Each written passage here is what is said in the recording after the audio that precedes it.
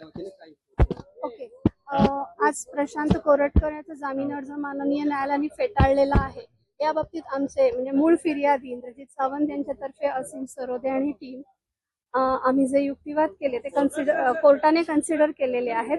ह्याच्यामध्ये आमचे मेन युक्तिवाद असे होते की तो वारंवार कोर्टाला चुकीची माहिती देत आहे, खोटी माहिती पसरवत आहे. 1 महिना तो जवळजवळ कोर्टापासून लांब म्हणजे वारंवार ठिकठिकाणी त्याचे पत्ते बदलून राहत होता, कोर्टापासून दूर पळत होता.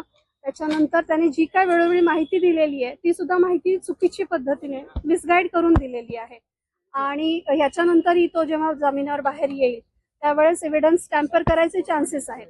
या सगळ्या गोष्टी कन्सिडर करून कोर्टाने आज त्यांचा जामीन अर्ज फेटाळलेला आहे. आता तो त्याच्याकडे काय पर्याय आहे? हो हो, त्यांच्या समोर कायद्याने तो पर्याय ओपन केलेला आहे आणि तो सदरची ऑर्डर चॅलेंज करू शकतो. त्या बाजूने युक्तिवाद करताना तो फरार होईल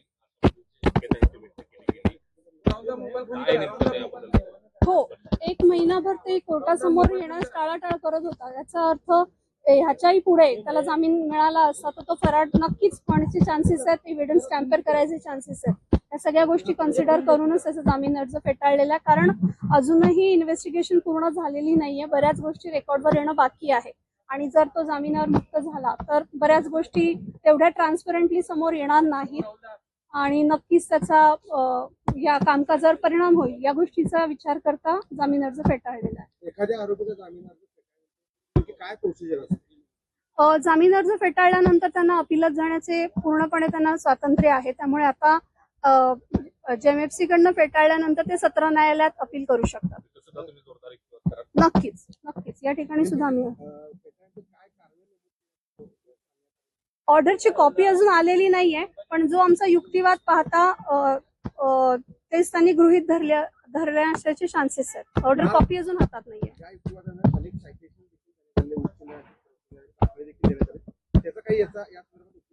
हो नक्कीच, कारण गंभीर हे आरोप पाहता जे चार्जेस लावलेले आहेत त्याची शिक्षा जरी 3 वर्षाची आत असता, ज्या पद्धतीने त्यांनी ते प्रवोक केलेले आहेत म्हणजे 2 समाजांमध्ये तेढ निर्माण करण्यासाठीची त्याने जे स्टेटमेंट्स केलेले आहेत त्याचं गांभीर्य पाहता जरी शिक्षा 3 वर्षाच्या आत असेल तरी समाजावर त्याचा वाईट परिणाम होणार आहे आणि त्याचे रिपल्केशन वाईट असणार आहेत. या गोष्टींचा विचार करता जामीन अर्ज हो नक्कीच तसं आहे, कारण सदरची त्यांनी जी वक्तव्य केलेली आहेत ती अत्यंत लांछनास्पद आहेत आणि म्हणजे आपलं दैवत आहे ते आणि दैवताविरुद्ध जर कोणी बोलत असेल तर ते नक्कीच गंभीरतेने घेणं गरजेचं आहे. आणि त्यांनी जी स्टेटमेंट्स केलेली आहेत ती इतकी द्वेष पसरवणारी आहेत की जे आतापर्यंत 2 समाज शांततेने राहत होते, कदाचित ह्याच्या पुढे त्याचे काय परिणाम होतील किंवा ह्याच्यामुळे द्वेष निर्माण होईल आणि पुढे समाजातली शांतता भंग होईल हे खूप ह्याचे चान्सेस आहेत. तर ह्या सगळ्या गोष्टींचा विचार या आदेशात